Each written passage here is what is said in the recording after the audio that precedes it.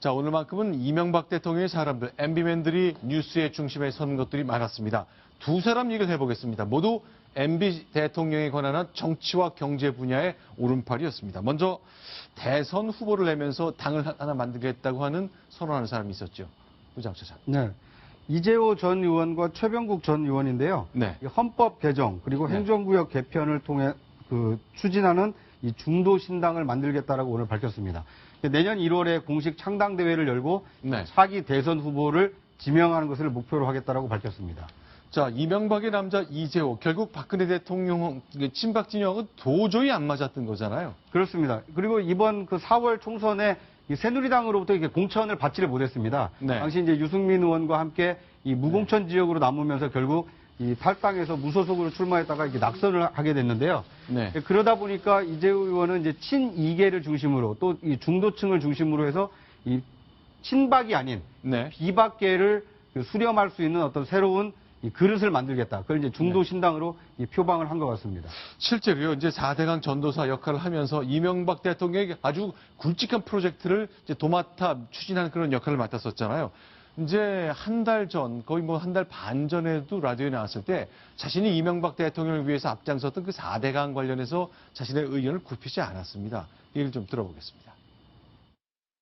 4대강 전도사는 잘한 것 아닙니까? 홍수 없고, 수해 없고, 가뭄 없고, 그것만 해도 4대강 좀 잘한 것 아닙니까? 4대강과 아무 관계 없고, 4대강 아닐 때도 여름에 대학 배치 계속 비치면 녹초는 항상 생기는 거니까요. 우리 어렸을 때 시골 개천에도 가뭄이 계속되면 녹초 생기잖아요. 그건 뭐 4대강과 연관시키는 건 너무 경강부회지. 저는 그래 봅니다. 자, 4대강, 뭐 정권이 바뀌진 않았습니다만 박근혜 정부에서 4대강은 사실상 금기어처럼 돼버린 것, 바로 이재호 전 의원의 도장이 깊숙하게 찍힌 겁니다. 박성호 부국장. 네. 이재호 전 의원은 이제 당과 함께하기 어렵다는 판을 이번 총선을 통해 분명히 굳혔다고 봐야 되겠네요. 이재호 의원은 그런 것 같습니다.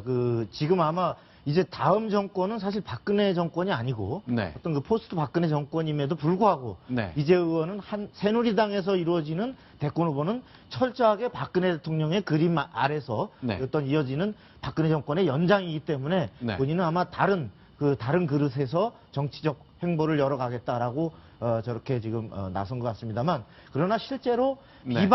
지금 현재 새누리당의 비박들 내부에서도 이재호 의원이 얘기하는 저런 부분이 과연 새누리당의 어떤 미래 그리고 네. 보수의 미래일 수 있느냐에 대해서는 상당히 회의적인 시각이 많기 때문에 네. 앞으로 과연 저렇게 정당까지 창출해서 실제로 어떤 유력한 대권 주자를 내세울 수 있을까에 대해서는 당내에서 비박 사이에서도 회의적 시각이 아주 다수입니다.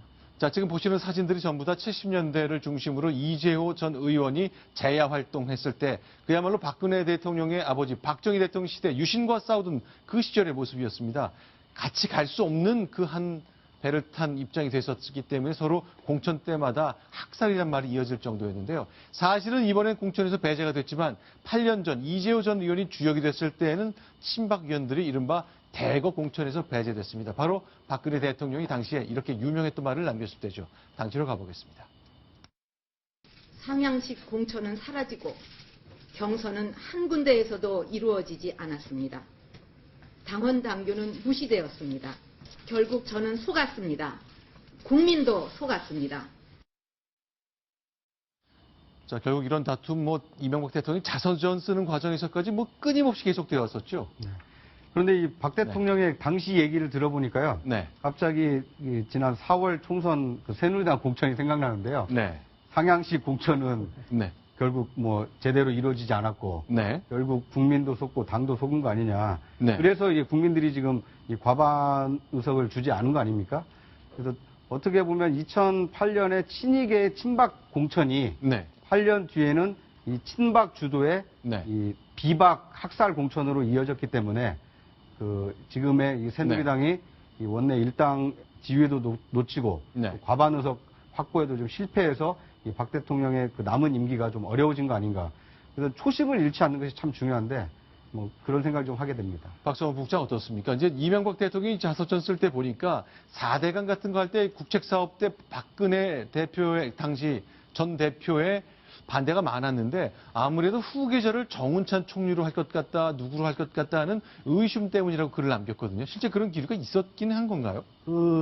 이제 적어도 이명박 대통령의 시각에서 볼 때는 네. 박근혜 대통령이 철저하게 저렇게 정말 내가 하고자 하는 4대강을 왜 저렇게 끝까지 반대를 할까라고 네. 하는 부분을 이명박 대통령의 시각에서 해석한 회고록인 거죠. 네. 그 대통령의 시간에서 뭐라 그랬냐면 당시 그 여권의 가장 유력한 대선 후보였던 박근혜 전 대표 측이 끝까지 수정안에 반대한 이유는 수정안이라는 게 세종시 이전 세종시를 관련된 거죠? 수정안으로 해서 경제 기업 도시 위주로 만들고 행정부를 살짝 내려가는 행정수도 이전에 가까운 이런 것은 안 된다. 앞으로 엄청난 후유증을 남길 것이다. 네. 이렇게 해서 수정을 하려고 했지만 박근혜 대통령이 끝내 반대했던 이유는 결국은 내가 정운찬 총리를 내세워서 박근혜 후보에게 갈 앞으로의 대권 후보 자리를 어떤 네. 이명박 후계자로 만들려고 한다라는 네. 오해에서 그렇게 정책 오해에서 비롯된 것 같다라고 해석을 자서전에서 해놓고 있습니다. 자, 그러니까 이명박 대통령의 정치 최측근 참모라면 이재호 전 의원을 말할 수밖에 없습니다. 그런데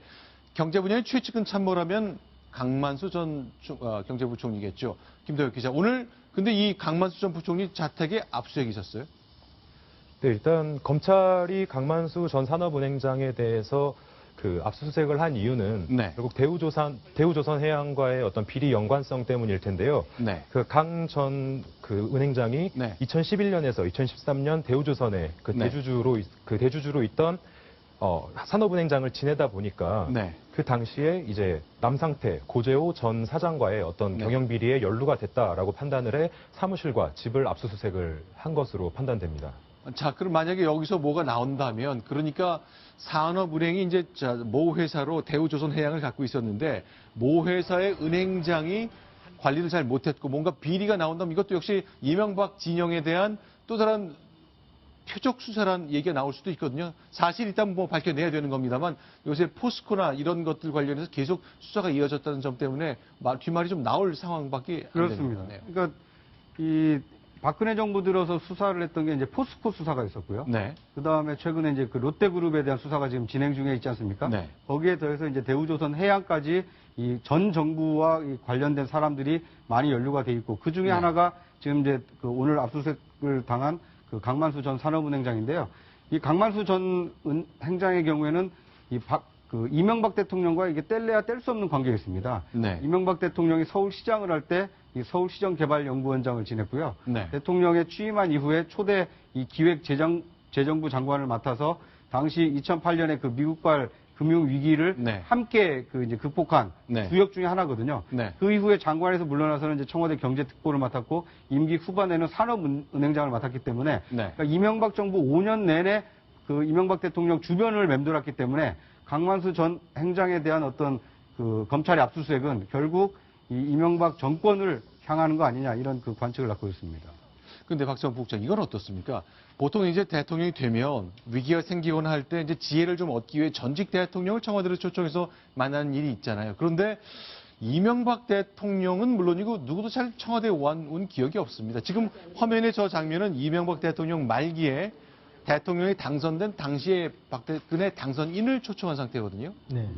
지금 박근혜 대통령이 전직 대통령들을 청와대 초청해서 네. 어떤 그 국정에 관한 견해도 듣고 이렇게 하는 것은 사실은 과거 대통령들은 다 해왔던 네. 기본적인 관행입니다. 네. 현재 박근혜 대통령이 그 부분을 제대로 한 적이 없기 때문에 네. 어떤 불통 논란을 가속화시키는 하나의 대표적 사례 중에 하나로 얘기가 됐었는데 네. 저것은 이명박 대통령과의 불편했던 관계와 관계없이 국정에 설사 야당 출신의 대통령 네. 전직 대통령이라 하더라도 네. 어떤 그 소통을 갖고서 국정에 대한 경험을 듣고 이렇게 하는 자체가 소통에 대한 의지를 보여주는 것이며 네. 또 국정의 경험이 사장되지 않도록 본인도 또 퇴임 이후에는 전직 대통령이 될 거 아닙니까? 네. 그런 부분에 대해서는 사실 많은 부분이 아쉬운 대목입니다. 네. 근데 이제 지금은 현실적으로 만날 수 있는 대통령이 네. 그 이명박 대통령밖에 없습니다. 그러니까 물론 뭐 전두환 전 대통령이 아직 생존해 있지만 네. 노태우 전 대통령의 경우에는 이제 건강이 좋지 않아서